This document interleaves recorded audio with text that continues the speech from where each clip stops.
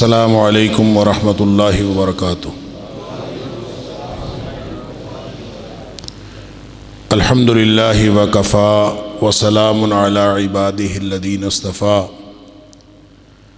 اشہد ان لا الہ الا اللہ وحدہ لا شریک لہ واشہد ان محمدا عبدہ ورسولہ صلی اللہ علیہ وآلہ وسلم۔ اللہم صلی علی محمد وعلی آل محمد کما صلیت علی ابراہیم وعلی آل ابراہیم انکا حمید مجید۔ اللہم بارک علی محمد وعلی آل محمد کما بارکت علی ابراہیم وعلی آل ابراہیم انکا حمید مجید۔ اما بعد، عن ابی ہریرہ رضی اللہ تعالی عنہ ان رسول اللہ صلی اللہ علیہ وسلم قال بادروا بالاعمال فتنا كقطع الليل المظلم يصبح الرجل مؤمنا ويمسي كافرا او يمسي مؤمنا ويصبح كافرا ويبيع الرجل دينه بعرض من الدنيا۔ رواہ مسلم۔ حضرت ابو ہریرہ رضی اللہ تعالی عنہ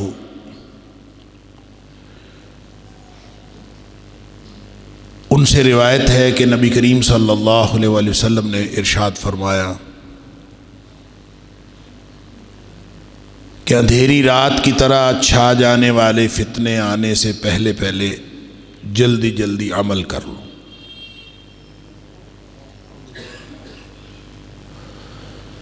جب وہ فتنے آ جائیں گے تو پھر صورتحال یہ ہوگی کہ کوئی آدمی صبح کو مومن ہوگا، شام کو کافر ہوا پڑا ہوگا، یا پھر شام کو مومن ہوگا اور صبح کافر ہوا پڑا ہوگا،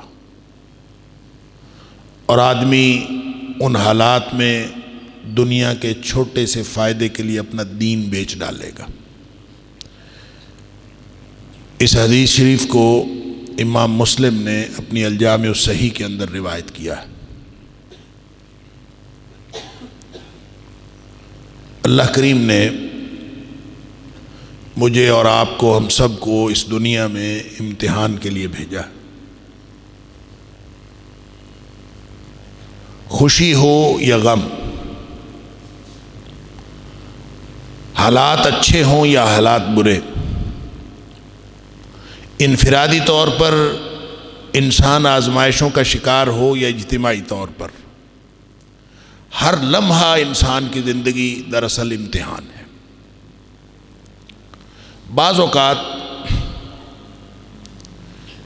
انسان یہ سمجھتا ہے کہ میری کوششوں کا کچھ نتیجہ مجھے ملا ہے، میں نے محنت کی، اس کا پھل مجھے ملا ہے، اور انسان اس کو اپنی کامیابی سمجھ رہا ہوتا ہے۔ یا بعض اوقات انسان یہ سمجھتا ہے کہ میں کوشش اور محنت نہیں کر سکا، جس کی وجہ سے برا نتیجہ نکلا۔ وہ اپنے اعمال کا اپنی جگہ نتیجہ تو ہوتا ہے، لیکن وہ اگلی سطح کا امتحان ہوتا ہے۔ اس لیے کہ یہاں یہ دنیا دار العمل ہے، یہ دار الجزا نہیں۔ دار الجزا اگلا جہان ہے، وہاں جا کے جزا ملنی۔ یہاں دنیا میں جس چیز کی کوئی جزا ملتی بھی ہے، یا انسان سمجھ بھی رہا ہوتا ہے کہ میرے اعمال کا نتیجہ ہے، تو وہ نتیجہ بھی دراصل اگلی سطح کا امتحان ہوتا ہے۔ انسان اگر اس حقیقت کو سمجھ لے تو ایک لمحہ زندگی بھی ایسا نہیں ہے جب انسان ریلیکس ہو سکے کہ میں اپنی مرضی کی زندگی گزار لوں۔ اپنی مرضی کی زندگی گزارنے کا انسان کے پاس ایک لمحہ بھی نہیں،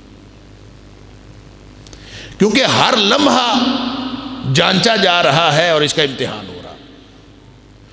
وہ جس لمحے اپنی مرضی کرے گا، پورا امتحان ہی اس بات کا ہے کہ ایک اللہ نے وحی الہی نازل فرمائی ہے اپنے نبی پاک صلی اللہ علیہ وسلم کے ذریعے سے، اور ہم تک پہنچائی؟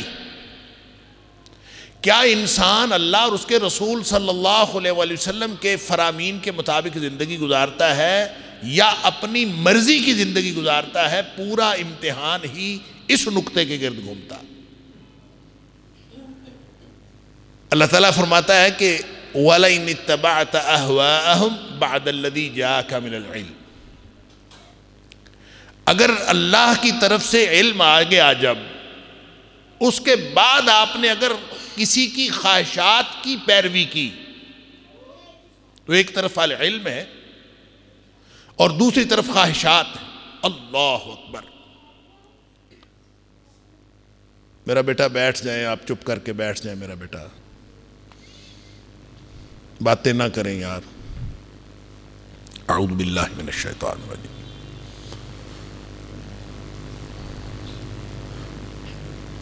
تو ایک طرف وحی الہی ہے اور دوسری طرف خواہشات نفس پر مبنی پورا نظام ہے۔ اس نظام میں سے آپ نے کس پر عمل کرنا ہے؟ اگر آپ نے دل کی مانی، اپنی مرضی کی، تو انسان ناکام ہو جائے گا، اگر اللہ کی مرضی کی تو انسان کامیاب ہو جائے گا۔ پوری زندگی کے امتحان کا مرکزی نقطہ ہی ہے۔ لہذا وہ لمحہ جس لمحے انسان اپنی مرضی کر بیٹھے، ہو سکتا ہے وہ ایک کلمہ ہو جو اپنی مرضی سے نکال بیٹھے۔ نبی اکرم صلی اللہ علیہ وآلہ وسلم نے فرمایا کہ بعض اوقات انسان اپنی زبان سے ایک ایسا کلمہ نکالتا ہے جو اللہ کی ناراضگی کا کلمہ ہوتا ہے، اور اس کو پرواہ بھی نہیں ہوتی میں نے کیا کہا ہے، اور وہ کلمہ ظاہر ہے لکھنے والے تو تیار بیٹھے ہوئے ہیں، اسی وقت لکھ لیتے ہیں۔ ما یلفظ من قول الا لدیہ رقیب عتید، زبان سے بات نکلتی ہے، لکھنے والا اسی وقت لکھ لیتا۔ اللہ اکبر! اور وہ ایک کلمہ جو اللہ کی ناراضگی کا کلمہ ہے، جب وہ اللہ کے پاس پہنچتا ہے تو اللہ تعالیٰ اس ایک کلمے کی وجہ سے اس شخص کو جہنمی لکھ دیتا، اس کو پرواہ بھی نہیں ہوتی میں نے کیا کہا۔ اسی طرح نبی اکرم صلی اللہ علیہ وآلہ وسلم نے فرمایا کہ بعض اوقات انسان کی زبان سے ایسا کلمہ نکلتا ہے جو اللہ کی خوشنودی کا کلمہ ہوتا ہے، اللہ کی رضامندی کا کلمہ ہوتا ہے، اور اس نے بات کہی ہوتی ہے، اس کو پرواہ بھی نہیں ہوتی، اس نے سوچا بھی نہیں ہوتا بعض میں کہ میں نے یہ کہا تھا، لیکن وہ اچھا کلمہ، اللہ کی خوشنودی کا کلمہ اس کی زبان سے نکل گیا، اللہ کے دربار میں پہنچا، اور اللہ اس ایک کلمے کی وجہ سے اس کو جنتی لکھ دیتا۔ گویا ہر لمحہ جنت اور جہنم کے فیصلے ہو رہے ہیں، ہر لمحہ انسان یا جنت کے قریب ہو رہا ہے یا جہنم کے قریب ہو رہا ہے۔ حالات جس طرح کے بھی ہوں، آپ خوشیاں منا رہے ہوں تو ہو سکتا ہے اللہ تعالیٰ معاف فرمائے، ہمارے ہاں جشن چل رہے ہوں تو ہو سکتا ہے وہ جشن ہمیں جہنم کے قریب کر دینے والے ہوں، ہمارے ہاں ہو سکتا ہے سوگ منایا جا رہا ہو اور وہ سوگ ہمیں جنت کے قریب کر دینے والا ہو۔ حالات یہاں کے جس طرح کے مرضی ہوں، اصل معاملہ یہ ہے کہ ہم جنت کے قریب ہو رہے ہیں یا جہنم کے قریب ہو رہے ہیں۔ اللہ! یہ پوری زندگی کا جو امتحان کا فلسفہ یہ۔ لیکن بعض اوقات یہ تو عمومی زندگی ہے، یہ تو عام حالات ہیں کہ انسان پیدائش سے لے کر موت تک ایسے حالات میں جکڑا ہوا ہے کہ ہر لمحہ زندگی امتحان ہے۔ یعنی وہ یہ نہ سمجھے کہ میری زندگی فلاں بات، اس کا جنت جہنم کے ساتھ کیا تعلق ہے۔ ہر چیز کا تعلق، ہر لمحہ جو گزارا جا رہا ہے، اگر وہ کام جنت میں لے جانے والا نہیں تو وہ لازماً جہنم میں لے جانے والا، اس لیے کہ دو ہی تو گھر ہیں، تیسری جگہ ہوتی تو ہم کہتے کہ بعض چیزیں جو ہیں وہ تیسرے گھر میں لے جانے والی ہیں، تیسری جگہ تو ہے کوئی نہیں۔ جب گھر دو ہیں، ایک جنت ہے ایک جہنم ہے، اور حتمی فیصلہ یہی ہونا ہے، تو کوئی شخص یہ نہ سمجھے کہ میں یہ جو کام کر رہا ہوں اس کا جنت جہنم کے ساتھ کوئی تعلق نہیں ہے۔ یہ پوری زندگی ہے ہی امتحان۔ یہ تو عام حالات کی بات ہے، عام حالات میں ہم جو زندگی گزار رہے ہوتے ہیں اس میں یہ کچھ ہو رہا ہوتا ہے، لیکن بعض اوقات حالات خاص ہو جاتے ہیں۔ اللہ اکبر! جب حالات خاص ہوتے ہیں تو امتحان زیادہ سخت ہو جاتا ہے، اور جتنا جتنا حالات خاص ہوتے جائیں امتحان اتنا سخت ہوتا چلا جاتا. تو ایسے ہی کچھ حالات کے بارے میں نبی پاک صلی اللہ علیہ وسلم صحابہ کرام کو بتایا کرتے تھے، مستقبل کے حالات کے بارے میں بتایا کرتے تھے، ایسے حالات ہو سکتے ہیں، ایسے حالات ہو سکتے ہیں. تو نبی اکرم صلی اللہ علیہ وسلم نے جتنی باتیں مستقبل کے حوالے سے بتائی ہیں وہ ہو سکتا ہے کہ وہ تمثیلی انداز میں بتائی ہو اور ہو سکتا ہے کہ حقیقی انداز میں بتائی ہو. اس لیے نبی پاک صلی اللہ علیہ وسلم نے جتنی بھی باتیں بتائی ہیں وہ دراصل نصیحت کے لیے بتائی ہیں. ان کا کلی تعین نہیں ہم کر سکتے کہ اس سے مراد فلاں زمانہ، فلاں وقت اور فلاں آدمی، فلاں جگہ ایگزیکٹلی وہ اس سے مراد ہے. وہ بھی مراد ہو سکتا ہے، کوئی اور بھی مراد ہو سکتا ہے، آنے والا زمانہ مراد ہو سکتا ہے، یہ زمانہ بھی مراد ہو سکتا ہے، اس سے پچھلا زمانہ مراد ہو سکتا ہے، کوئی بھی مراد ہو سکتی ہے. ہم اس کے لیے کلی تعین نہیں کر سکتے، لیکن جو بات بھی نبی پاک صلی اللہ علیہ وسلم نے فرمائی ہے اصل میں فرمائی اس لیے ہے کہ تاکہ تم نصیحت حاصل کرو. تو ان باتوں میں سے ایک بات نبی پاک صلی اللہ علیہ وسلم کی ایک حدیث میں نے آپ کے سامنے رکھی ہے کہ جو مسلم شریف کی روایت ہے. نبی پاک صلی اللہ علیہ وسلم نے فرمایا کہ اعمال کرنے میں جلدی کرو، تاریخ نہ ڈالا کرو کہ میں کل کر لوں گا، میں پرسوں کر لوں گا، رمضان آئے گا پھر میں شروع کروں گا، عمرے پہ جاؤں گا پھر میں داڑھی رکھوں گا، اس کے بعد میں نماز شروع کر لوں گا، پھر میں حج کے لیے میں نے درخواست دی ہوئی ہے جب آئے گا تب میں کر لوں گا. اللہ اکبر. پوری حیات، پوری زندگی انسان تاریخیں ڈالتا رہتا ہے کہ شاید مجھے کوئی آئیڈیل ماحول مل جائے گا اور آئیڈیل ماحول ملے گا پھر میں عمل کروں گا. نبی اکرم صلی اللہ علیہ وسلم فرماتے ہیں بادروا بالاعمال فتنا، فتنے آنے والے ہیں اس سے پہلے پہلے عمل کر.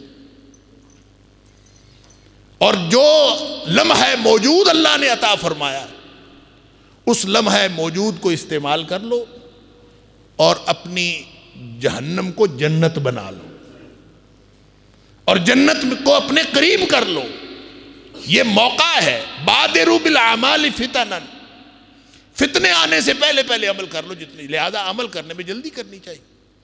عمل کرنے کے لیے تاریخ نہیں ڈالنی چاہیے کہ میں کل کروں گا، پرسوں کروں گا، ترسوں کروں گا، فلاں تاریخ کو کروں گا، فلاں کہے گا تو کروں گا، فلاں معاملہ اس کو دوسرے واقعات کے ساتھ انسان جوڑتا چلا جاتا ہے، فلاں ہوگا تو میں کروں گا. جو اس طرح کرتے ہیں وہ پھر بالآخر فتنے کا شکار ہو جاتے ہیں. اللہ اکبر. بالآخر وہ فتنے کا شکار ہو جاتے ہیں. اور اگر انسان فتنے کا شکار ہو گیا تو نبی کریم صلی اللہ علیہ وسلم فرمایا فتنے پتہ کیسے آنے ہیں؟ قطع اللیل المظلم، اندھیری رات چھا جانے والی، اندھیری رات کی طرح چھا جانے والے فتنے ہوں گے. اور اندھیری رات کا مطلب یہ ہے کہ اندھیری رات میں سجھائی کچھ نہیں دیتا نا. رات کا اندھیرا ہو، انسان کو راستہ بھی نہ پتا ہو، تو اس نے کسی راستے پہ جانا ہو، جس راستے کے بارے میں معلوم ہوتا ہے وہ بھی اندھیری رات میں سمجھ نہیں آتی. اندھیری رات میں کوئی چیز سجھائی نہیں دیتی. جب اندھیرا ہو جاتا ہے تو پھر کچھ سجھائی نہیں دیتا کہ میں نے کدھر کو جانا تھا اور کدھر کو نہیں جانا. اگر اندھیری رات چھا گئی تو گویا نبی پاک صلی اللہ علیہ وسلم فرما رہے ہیں کہ جب انسان فتنے کا شکار ہو جاتا ہے تو فتنے اس قدر چھا جاتے ہیں جیسے اندھیری رات چھا گئی اور اس کے بعد انسان کو کچھ سجھائی نہیں دیتا، راستہ نہیں ملتا. تو اندھیری رات آنے سے پہلے پہلے عمل کر لو جتنا عمل ہوتا. اللہ اکبر. یہ تو دو جو ابتدائی تشبیہات ہیں اس حدیث کے اندر کہ ایک تو وقت جو اللہ نے لمحہ موجود عطا کیا ہے اس کو اس سے استفادہ کر لو. اگلے لمحے کا کچھ نہیں پتا. یہ جو اگلے لمحے پر ہم چھوڑ دیتے ہیں نا، ٹال دیتے ہیں. نماز قضا ہو گئی، وہ کہتا ہے زور کی نماز قضا ہوئی تو کل والی زور کے ساتھ پڑھ لینا. سبحان اللہ. کل تک جینے کا سرٹیفکیٹ لیا ہوا ہے اللہ سے، کس بنیاد پر کل پڑھ لینا. اور اب جی یہ جو ممنوع وقت ہے نماز کا، اللہ اکبر، سورج طلوع ہوتے وقت اور نصف النہار کے وقت اور سورج غروب ہوتے وقت، یہ 3 ممنوع اوقات ہیں کہ اس دوران نماز نہیں پڑھنی۔ لیکن یہ معلوم ہے آپ کو کہ یہ جو ممنوع ہے نا، یہ سنتوں اور نوافل کے لیے ممنوع ہے، فرائض کے لیے ممنوع نہیں ہے۔ فرض کے لیے کوئی وقت ممنوع نہیں۔ بھئی آپ کا فرض رہتے ہیں، کیسے رہ گئے؟ 2 وجہ سے رہ سکتے ہیں۔ نبی کریم صلی اللہ علیہ وسلم نے فرمایا کوئی شخص سویا ہوا ہے یا کسی شخص کو یاد نہیں رہا، تو جب اس کو یاد آیا یا اس کی آنکھ کھلی وہی وقت نماز کا ہے۔ اب اگر کسی کی آنکھ کھلی ہے اور وہ آنکھ کھلی اور وقت ممنوع ہے، تو ممنوع وقت میں وہ کہتے ہیں ممنوع وقت میں نماز نہیں پڑھنی، لہذا کیا مطلب بیٹھ کے انتظار کرو گے کہ ممنوع وقت گزر جائے پھر میں نماز پڑھوں گا؟ تو کیا یہ اگلے جو 2-4 منٹ ہیں یا 10 منٹ ہیں یا 12 منٹ ہیں ممنوع اوقات کے، یہ 12 منٹ زندگی ملے گی اللہ سے سرٹیفکیٹ لیا ہوا ہے؟ فرض تو فوراً ادا کرنا، اس کے لیے کوئی ممنوع وقت نہیں۔ اور دلیل اس کی یہ ہے کہ نبی اکرم صلی اللہ علیہ وسلم نے فرمایا کہ جس شخص نے سورج غروب ہونے سے پہلے عصر کی 1 رکعت پا لی، اس نے عصر پا لی۔ کہ اگر اس کا مطلب ہے کہ جس نے سورج غروب ہونے سے پہلے 1 رکعت پا لی تو اس نے عصر پا لی، تو باقی 3 رکعتیں تو سورج غروب ہوتے ہوئے پڑے گا نا۔ تو جو فرض نماز ہے اس کے لیے کوئی ممنوع اوقات نہیں ہے۔ کیوں؟ بادروا بالاعمال فتنا، کسی مصیبت میں پڑ جانے سے پہلے پہلے عمل کر لو، ایسا نہ ہو کہ کوئی مصیبت آ جائے اور تم فرض ادا ہی نہ کر سکو، تمہارے اوپر موت آ جائے۔ موت بھی تو ایک فتنہ ہے۔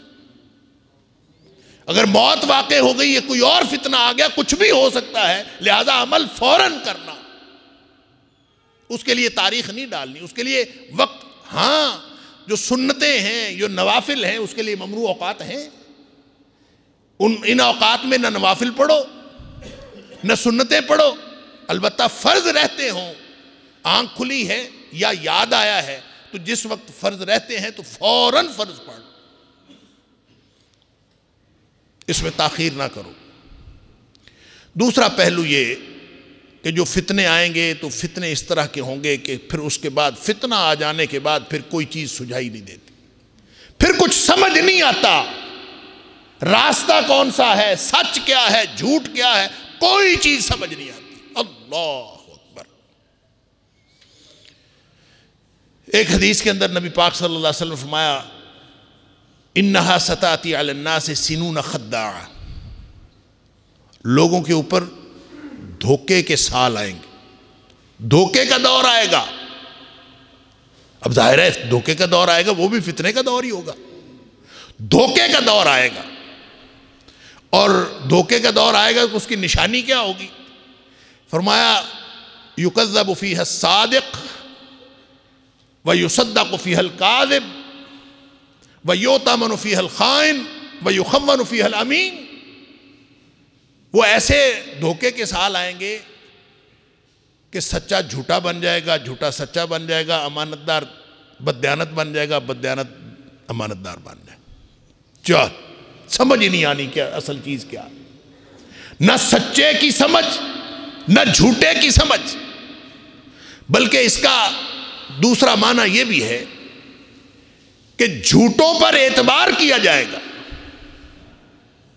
یصدق فیہا الکاذب، جو جھوٹا ہوگا اس کی سارے تصدیق کریں گے، عدالتیں بھی سرٹیفکیٹ دے دیں گی۔ جو جھوٹا ہوگا اس کی سارے تصدیق کریں گے۔ وَيُكَذَّبُ فِيهَا الصَّادِقُ، اور جو سچا ہوگا اس کو سارے جھوٹا کہیں گے۔ اللہ اکبر۔ اندازہ تو کیجئے پھر رہ کیا گیا، گدھا گھوڑا سب برابر ہو گئے۔ وَيُؤْتَمَنُ فِيهَا الْخَائِنُ،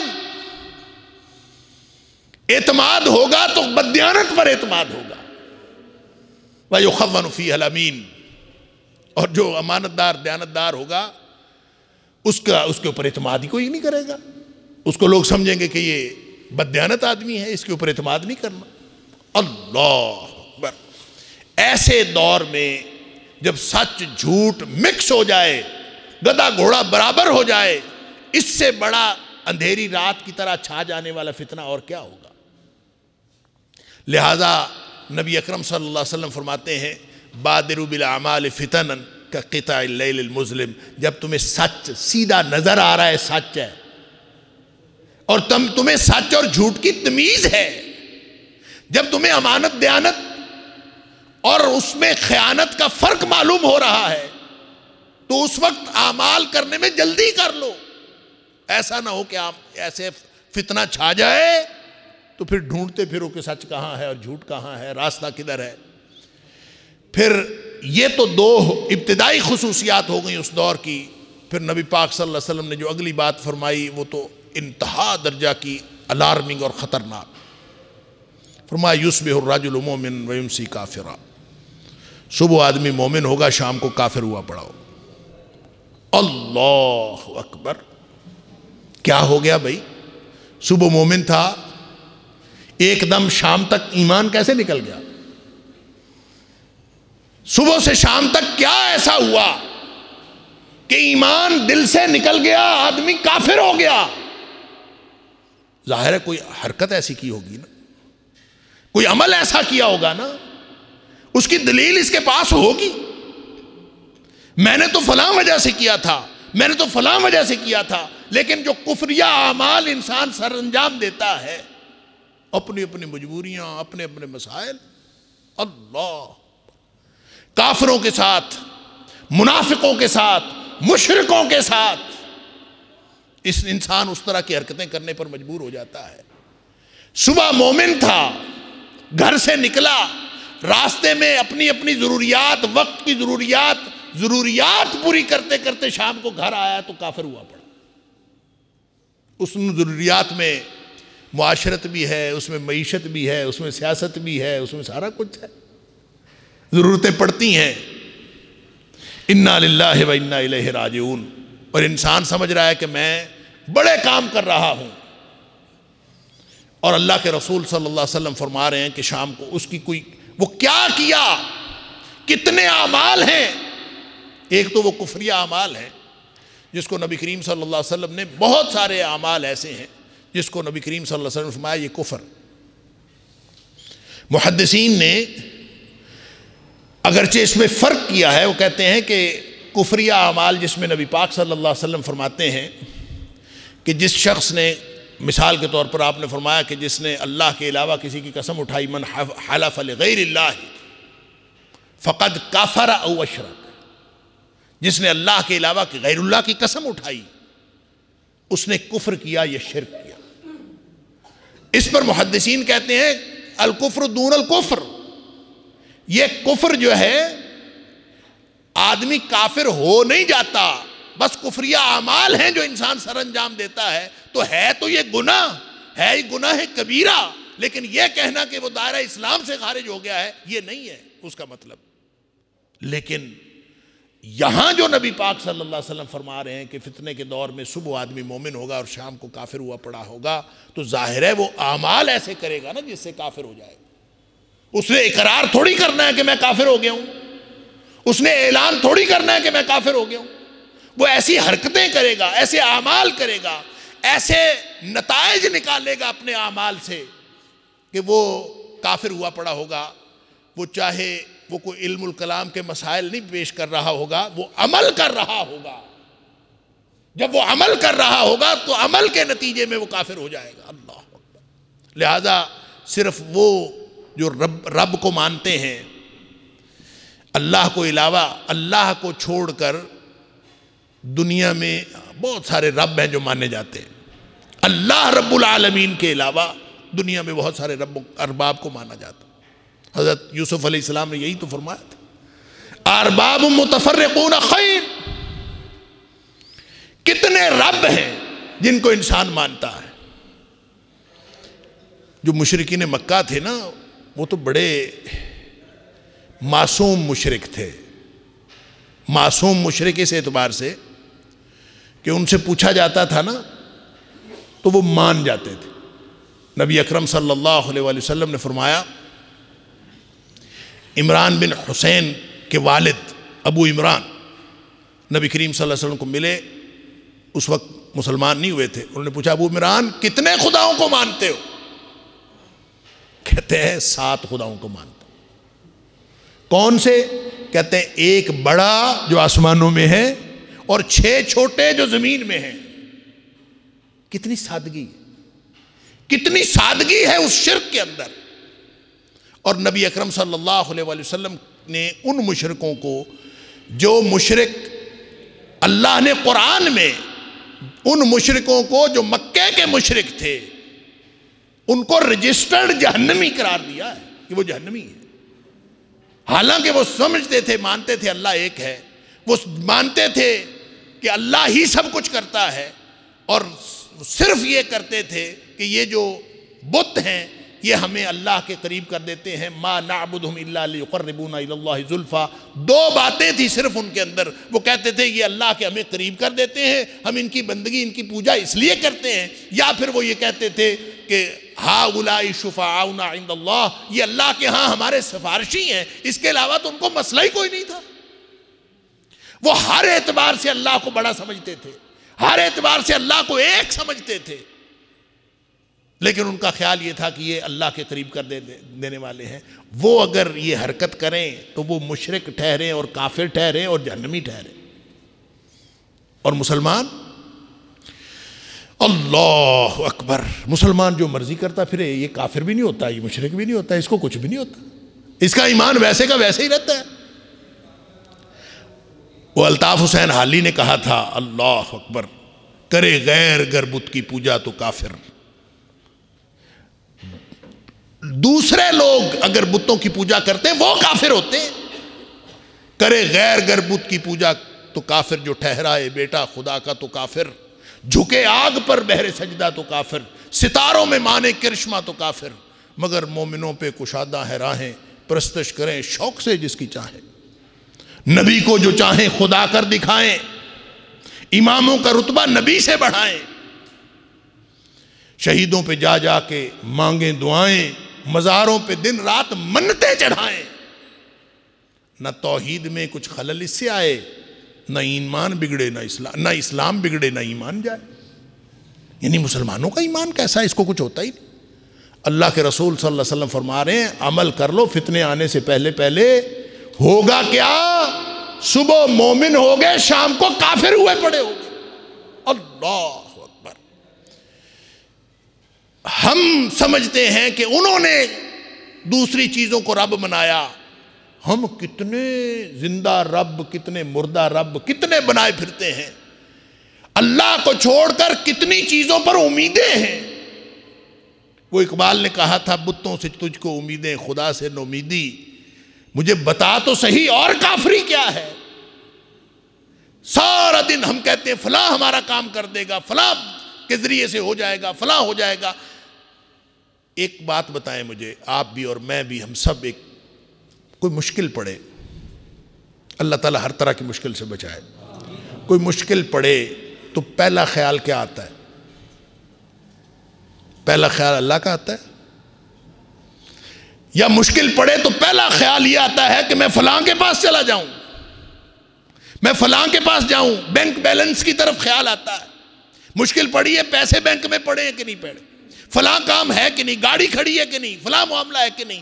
اگر پہلا خیال مشکل میں اللہ کا نہیں آیا تو آپ کیسے مسلمان؟ میں بھی اور آپ بھی، ہم کیسے مسلمان ہیں اگر مشکل پڑنے پر پہلا خیال الیس اللہ بکاف عبدہ. اللہ پوچھتا ہے، اللہ اپنے بندے کے لیے کافی نہیں ہے؟ اگر خیال مادی چیزوں کا آتا ہے اور مادی چیزوں میں انسان گھس کے رہ جاتا ہے اور اسی میں مشغول رہتا ہے اور خیالات بھی اسی کے آتے ہیں، تو پھر وہ اپنے ایمان کی فکر کر لے. اللہ تعالیٰ معاف فرمائے. صبح مومن ہوا پڑا ہوگا، شام کو کافر ہوا پڑا ہوگا. سارا دن انسان جو اعمال کرتا ہے، ہر عمل کو سوچ کر، دیکھ کر، پرکھ کر پھر کرنے کی ضرورت ہے. ایسا نہ ہو کہ اس کے نتیجے میں انسان کہیں ایمان سے کفر میں چلا جائے. دوسری بات نبی پاک صلی اللہ علیہ وسلم فرمائی کہ او یمسی مومنن وَيُصْبِحُ کافرا، یا رات کو مومن ہوگا صبح کافر ہوا پڑا۔ اچھا دن کو تو چلے انسان گھر سے نکلتا ہے، ہزار قسم کے مسائل ہوتے ہیں، مسائل میں گھرا ہوا ہوتا ہے، مختلف لوگوں سے ملتا ہے، مختلف اعمال کا امکان ہوتا ہے۔ یہ رات کو کیا ہوا کہ رات کو اچھا بھلا مومن تھا، صبح ہوئی تو کافر ہو گیا؟ یہ نبی پاک صلی اللہ علیہ وسلم نے اس دور میں نہیں فرمایا، صحابہ کے دور میں آپ نے فرمایا جب فتنے آئیں گے پھر ایسا ہوگا۔ تو رات کو آج کل کیا ہوتا ہے؟ صحابہ کے دور کی راتیں کیا تھیں؟ اللہ اکبر! نبی اکرم صلی اللہ علیہ وسلم نے فرمایا، ابن ماجہ کی روایت ہے،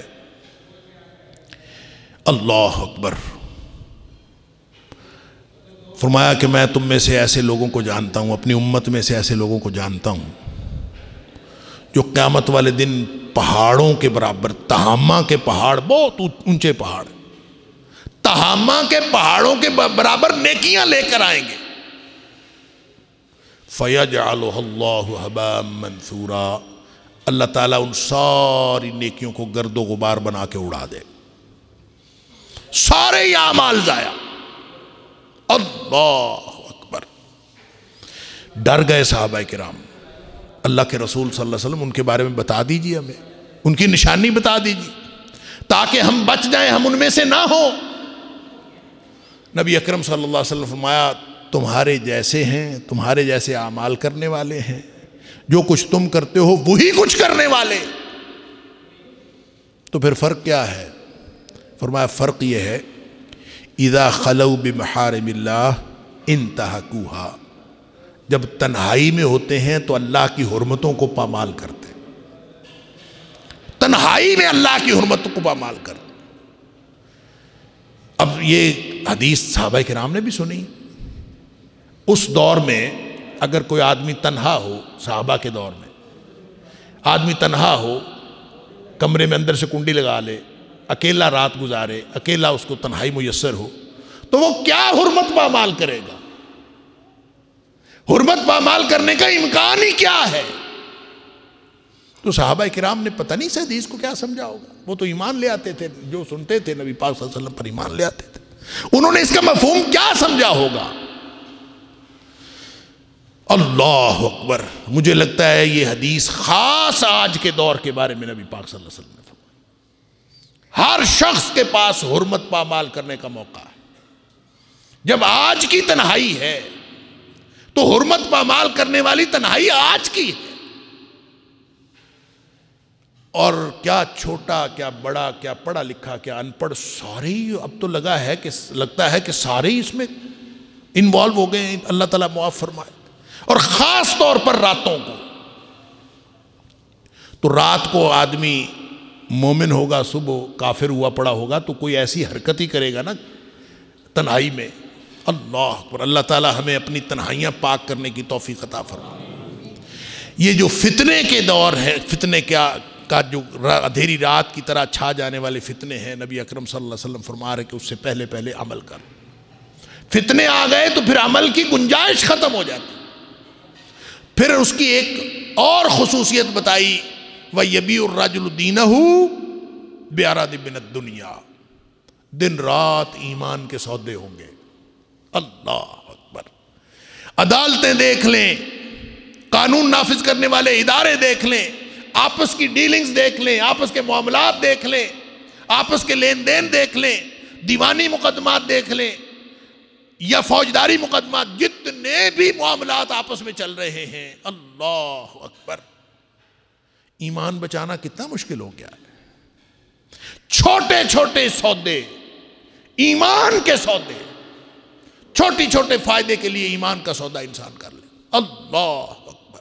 گویا وہ جو نبی پاک صلی اللہ علیہ وسلم نے پیچھے فرمایا نا کہ آدمی صبح مومن ہوگا، شام کو کافر ہوا پڑا ہوگا، تو لگتا ہے کہ سارا دن ایمان کے سودے ہوتے پھریں گے۔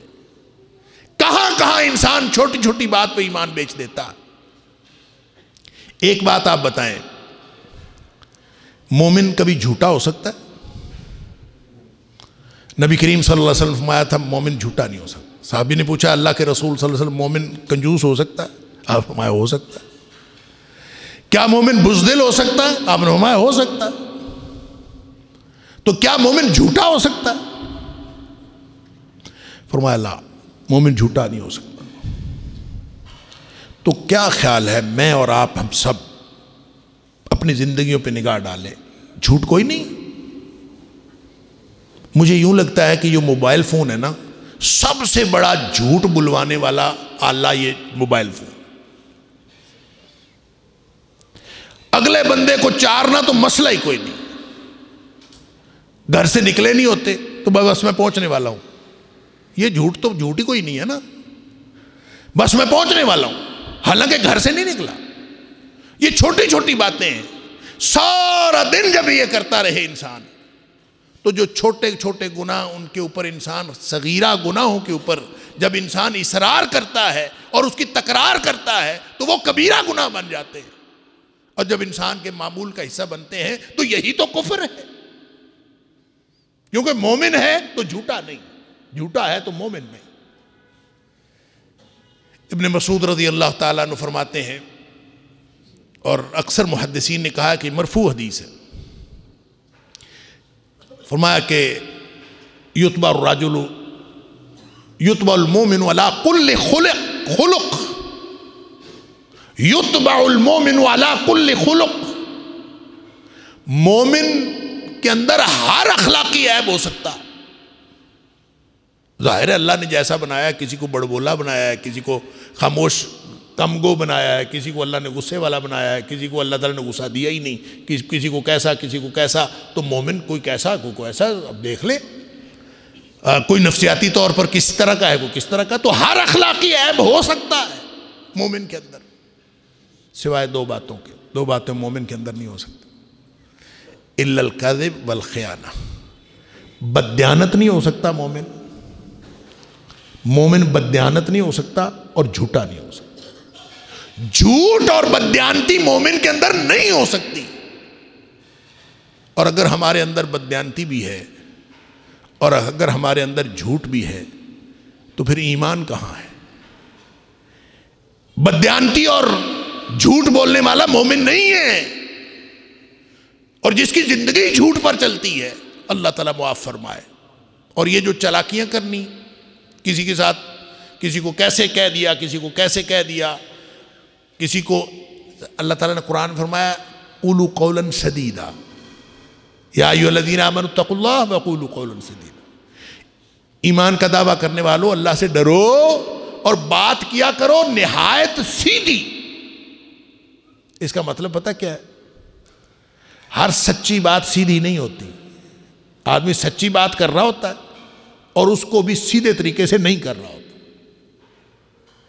اب جو بھی کوئی شخص، ایک تو بات سچی ہونی ضروری ہے، دوسرا سیدھی ہونی ضروری ہے، اور سیدھی کا مطلب پتہ کیا ہے؟ سدید، سہم سدید، عربی میں کہتے ہیں سہم سدید، دو اعتبار سے سہم سدید کہتے ہیں، ایک تو تیر اپنی دم سے لے کر اپنا نوک تک وہ بالکل سیدھا ہوتا ہے، اس کے اندر انحراف نہیں ہوتا، وہ مڑا توڑا نہیں ہوتا، سیدھا ہوتا۔ دوسرا یہ ہے کہ تیر جب فائر کیا جاتا ہے تو وہ فائر کرنے سے لے کر اپنے ٹارگٹ تک وہ یوں پہنچتا ہے، کبھی یہ نہیں ہوتا کبھی ادھر چلا گیا کبھی ادھر چلا گیا کبھی ادھر چلا گیا اور پھر پہنچے، وہ سیدھا ہی پہنچتا ہے، سیدھا جائے گا تو پہنچے گا، ادھر ادھر جا کے تو نہیں پہنچتا۔ تو اس کا مطلب پتہ کیا ہے؟ سیدھی بات وہ ہوتی ہے جو اگلا بندہ سمجھ رہا ہوتا ہے نا، وہی آپ کہہ رہے ہوں تو پھر وہ سیدھی ہوتی ہے۔ اگر آپ کچھ جو بھی کہہ رہے ہیں آپ اگلے بندے کو چکر دے رہے ہیں تو یہ سیدھی بات نہیں ہے، اور یہ ایمان کے منافی ہے۔ نبی پاک صلی اللہ علیہ وسلم فرمایا المکر والخدیۃ فی النار، لوگوں کو چلاکیاں کرنے والا اور دھوکے کرنے والا وہ جہنم میں جائے گا۔ اللہ نے مزاج بنائے ہیں، کوئی چلاکیاں کرنے جانتا ہے، کوئی چلاکیاں کرنے نہیں جانتا، کوئی سادہ آدمی ہوتا ہے، بھولا بادشاہ ہوتا ہے، کوئی آدمی تیز چلاک ترار ہوتا ہے، لیکن تیز چلاک ترار اللہ نے بنا دیا ہے تو وہ بھی امتحان ہے، کرنی نہیں ہے چلاکی۔ قیس بن سعد رضی اللہ تعالیٰ عنہ ایک صحابی تھے، اللہ نے صلاحیت دی ہوگی، اللہ تعالیٰ نے طبیعت کے اندر تیزی چلاکی رکھی ہوگی. فرماتے ہیں کہ اگر میں نے نبی پاک صلی اللہ علیہ وسلم سے یہ نہ سنا ہوتا نا کہ المکر والخدیۃ فی النار، کہ چلاکیاں کرنے والا اور دھوکہ دینے والا جہنم میں جائے گا، اگر میں نے یہ نہ سنا ہوتا لَكُنْتُ مِنْ أَمْكَرِ النَّاسِ، میں دنیا کائنات میں سب سے زیادہ چلاکیاں کرنے والا ہوں، بندوں کو چار دیتا میں، لیکن میں نے نہیں چارنا. کیوں؟ نبی پاک صلی اللہ علیہ وسلم منع کیا ہے کہ جو اس طرح کرتا ہے وہ جہنم میں لے جاتا ہے. اللہ اکبر. لہذا یہ جو فتنے کا دور ہے اللہ تعالیٰ معاف فرمائے، پتہ نہیں یہ وہی دور ہے جو نبی کریم صلی اللہ علیہ وسلم نے فرمایا، یا ہو سکتا ہے اس کے بعد اس سے بھی برا دور آنے والا ہے، اللہ کو معلوم. لیکن لگتا یوں ہے کہ آج کے دور میں اسی طرح کی صورتحال بن گئی. امتحان مشکل ہو جاتا ہے، جب فتنے چھا جاتے ہیں تو امتحان مشکل ہو جاتا ہے. اور اس مشکل میں جب مومن جو ہوتا ہے، جس کو اللہ تعالیٰ نے ایمان دیا ہوتا ہے، مومن کے لیے جو مشکل حالات ہیں وہ مزید اجر کا باعث بنتے ہیں، مومن کے لیے امتحان میں مزید کامیابی کا باعث بنتے ہیں، اس لیے کہ مومن اس میں صبر کرتا ہے. لہٰذا جو یہ حالات جو نبی پاک صلی اللہ علیہ وسلم نے بتائے، یہ پریشان کرنے کے لیے نہیں بتائے، مومن کو عمل پر مستعد کر کے خوشخبریاں دینے کے لیے بتائے. ایک آخری حدیث سن لیجئے کہ نبی پاک صلی اللہ علیہ وسلم نے فرمایا، صحابہ اکرام بیٹھے تھے، آپ نے فرمایا ان من ورائکم ایام الصبر، میرے صحابہ تمہارے بعد ایک دور آنے والا ہے جو ڈٹنے کا دور ہے. ایام الصبر، ڈٹنے کے دن آنے والے ہیں. صبر تو ہر دور میں ہی ہوتا، لیکن اس کا مطلب ہے مشکل حالات میں صبر زیادہ مشکل ہوتا. تین ہی تو صبر کی قسمیں ہیں کہ اللہ اور اس کے رسول صلی اللہ علیہ وسلم کی اطاعت میں صبر کرنا، گناہوں سے بچنے کے لیے صبر کرنا، اور مصیبتوں پہ صبر کرنا. تو نبی کریم صلی اللہ علیہ وسلم فرما رہے ہیں کہ تمہارے بعد ایک دور آنے والا ہے جو صبر کا دور ہے، لیکن ساتھ فرمایا صبر یعنی دین پر ڈٹنا ہوگا بڑا مشکل، اتنا مشکل ہوگا وَالصَّبْرُ فِيهِنَّ كَقَبْضٍ عَلَى الْجَمْرِ، جس طرح آگ کا انگارہ ہاتھ میں پکڑیں تو انسان کو چین آتا ہے بھلا. فرمایا جتنا مشکل آگ کا انگارہ ہاتھ میں پکڑنا ہے، اتنا مشکل اس دور میں دین پر ڈٹنا ہوگا. اللہ اکبر. اللہ کو معلوم ہے کہ ہم اس دور میں پہنچ چکے ہیں یا اس کے بعد یہ دور آنے والا ہے. لگتا یوں ہے کہ یہ شاید یہی دور ہے، یہ آیا چاہتا ہے کہ اللہ کے دین پر ڈٹنا آگ کا انگارہ ہاتھ میں پکڑنے کے مترادف ہوا پڑا ہے. لیکن ساتھ نبی کریم صلی اللہ علیہ وسلم نے فرمایا لِلْعَامِلِ فِيهِنَّ أَجْرُ 50. یہ جو مشکل حالات ہوتے ہیں مومن کے لیے خوشخبری والے حالات ہوتے ہیں. فرمایا مشکل تو بہت ہوگا اس دور میں عمل کرنا، لِلْعَامِلِ فِيهِنَّ أَجْرُ 50، لیکن اس مشکل دور میں جو مومن عمل کرے گا اس کو 50 لوگوں جتنا اجر ملے گا. صحابی پوچھتا ہے اللہ کے رسول صلی اللہ علیہ وسلم 50 منا او 50 منہ، یہ 50 لوگوں جتنا جو اجر ملنا ہے، یہ 50 لوگ اس دور کے 50 لوگ ہیں یا ہمارے دور کے 50 لوگ؟ نبی کریم صلی اللہ علیہ وسلم فرمایا 50 منکم، اے میرے صحابہ تم 50 صحابہ جتنا اجر ملے گا جو اس دور میں دین پر عمل کرے.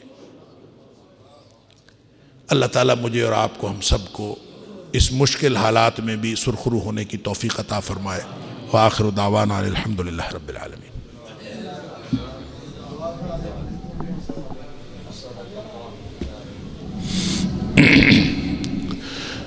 یا رب لک الحمد کما ينبغی لجلال وجہک ولعظیم سلطانک.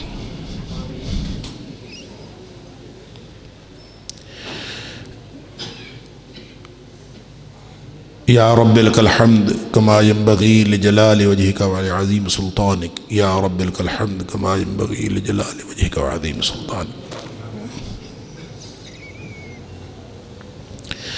اللهم صل على محمد وعلى آل محمد كما صليت على إبراهيم وعلى آل إبراهيم إنك حميد مجيد.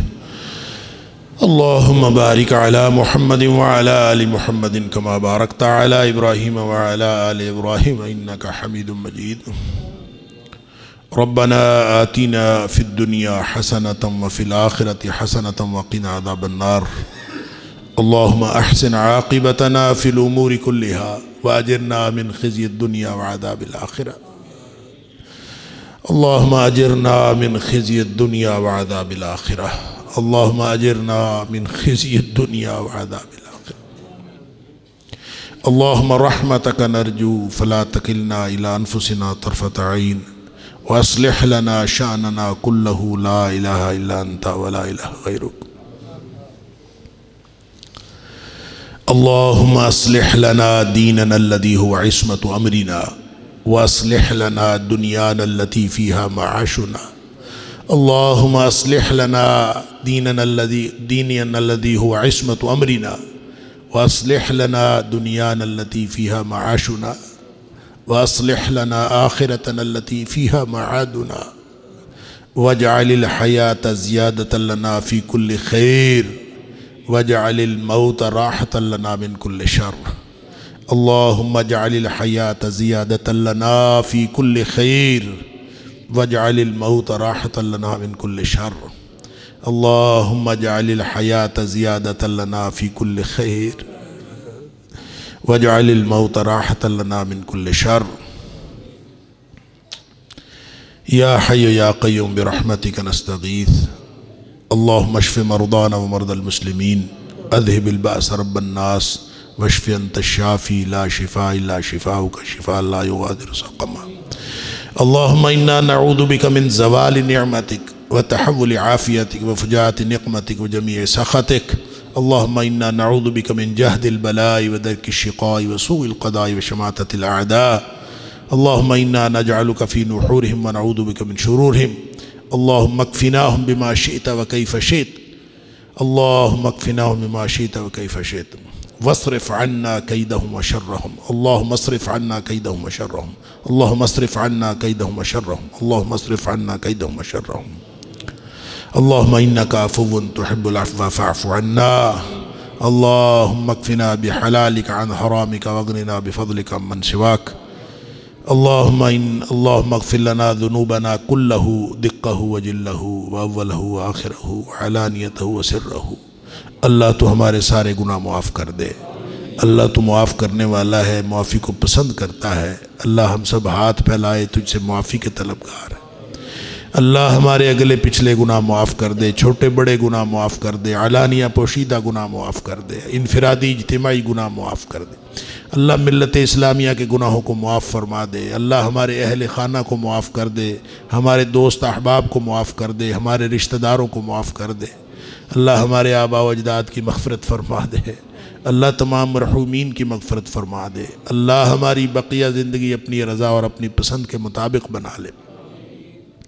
اللہ ہماری بقیہ زندگی اپنی رضا اور اپنی پسند کے مطابق بنا لے.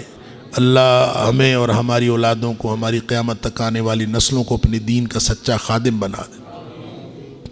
اللہ جتنے بھی بے اولاد ہیں ان کو نیک اولاد نرینہ عطا فرما.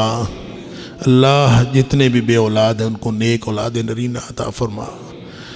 اللہ جتنے بھی صاحب اولاد ہیں ان کو اولاد کی طرف سے ہر قسم کی پریشانی دور فرما. اللہ دکھیوں کے دکھ دور فرما. اللہ ہماری اولادوں کی اصلاح فرما دے. اللہ ہماری اولادوں کی حفاظت فرما. اللہ ہماری اولادوں کو ہمارے آنکھوں کی ٹھنڈک بنا دے. اللہ ہمیں اور ہماری اولادوں کو ہماری قیامت تک آنے والی نسلوں کو متقین کا امام بنا دے. اللہ تمام بیماروں کو شفاء کاملہ و عاجلہ عطا فرما. تمام مقروضوں کو قرض سے نجات عطا فرما. اللہ مشکوک روزی اور رزق حرام سے بچا لے. اللہ رزق حلال وافر عطا فرما دے. اللہ دنیا آخرت کی ہر طرح کی محتاجیاں دور فرما دے. اللہ دنیا آخرت کی ہر طرح کی خوشحالیاں عطا فرما دے. اللہ دنیا آخرت کی ہر طرح کی رسوائیوں سے بچا لے. اللہ دنیا آخرت کی ہر طرح کی عزتیں عطا فرما. اللہ فلسطین کے مظلوم مسلمانوں کی مدد فرما. اللہ فلسطین کے مظلوم مسلمانوں کی مدد فرما. اللہ کشمیر کے مظلوم مسلمانوں کی مدد فرما. اللہ پوری دنیا کے مظلوم مسلمانوں کی مدد فرما. اللہ بلاد اسلامیہ کی حفاظت فرما، ملک پاکستان کی حفاظت فرما، اللہ پاکستان کے مظلوم عوام کی مدد فرما، اللہ کشمیر کے مظلوم عوام کی مدد فرما، اللہ فلسطین کے مظلوم عوام کی مدد فرما، اللہ اسلام اور مسلمانوں کے دشمنوں کو نیست و نابود فرما، اللہ اسلام اور مسلمانوں کے دشمنوں کو نیست و نابود فرما، اللہ ہم سب کو ایک ملت بننے کی توفیق عطا فرما، اللہ ہم سب کو ایک ملت بننے کی توفیق عطا فرما، اللہ ہمیں دینی حمیت رکھنے والے حکمران عطا فرما، اللہ دینی حمیت اور دینی غیرت رکھنے والے حکمران عطا فرما، اللہ ہم سب کی دنیا بھی بہترین کر دے، اللہ ہماری آخرت بھی بہترین کر دے، اللہ ہم سب کو جنت الفردوس کے اندر اکٹھا فرما دے، اللہ ہم سب کو جنت الفردوس کے اندر اپنے حبیب صلی اللہ علیہ وآلہ وسلم کا ساتھ نصیب فرما دے۔